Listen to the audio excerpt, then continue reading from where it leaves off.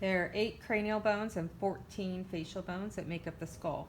The frontal bone makes up the forehead and the front of the skull. The 2 parietal bones form the lateral and superior walls of the skull. The 2 temporal bones form the inferior lateral walls of the cranium and house the sensory structures of the inner ear. The occipital bone forms the posterior region of the skull. It has an opening called the foramen magnum for the spinal cord to go through. Sutures are immovable joints that form the boundaries between the cranial bones. The coronal suture is the articulation between the frontal bone and the parietal bones. The lambdoidal suture is the articulation between the parietal bones and the occipital bone. The sagittal suture extends from the coronal suture to the lambdoidal suture down the midline of the cranium. It is the articulation between the right and the left parietal bones. The squamosal suture articulates the temporal bone with the parietal bones.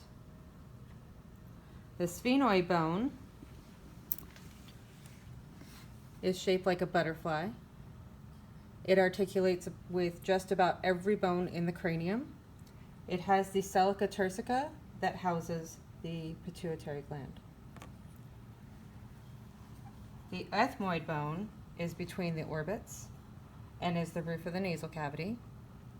The crista galli is the attachment point for the falx cerebri that helps support the brain. The cribriform plate has holes that provide passageways for the olfactory nerve. The zygomatic bones make up the cheekbones. The lacrimal bones form the medial wall of each orbit. The lacrimal bones are almost teardrop shaped, and they drain the tears into the nasal cavity. The paired nasal bones form the bridge of the nose. The vomer is triangular and looks like a farming plow. It articulates with the maxilla and the palatine bones and helps form the nasal septum. The inferior nasal conch, this helps create turbulence in the inhaled air. The palatine bones form the hard palate, the nasal cavity, and the eye orbit. The maxilla form the upper jaw. The mandible forms the lower jaw. It is the only movable bone in the skull. It articulates with the temporal bone in the skull, forming the temporomandibular joint. The hyoid bone is located inferior to the skull between the mandible and the larynx. It does not articulate with any other bone in the skeleton, and it provides attachment for tongue muscles and neck muscles. Here is an orientation of the facial bones on the skull.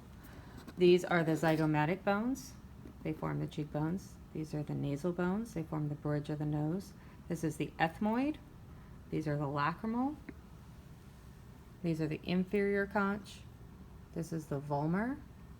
The sphenoid is the yellow bone that's shaped like a butterfly. This is the maxilla, forms the upper jaw, and the mandible forms the lower jaw.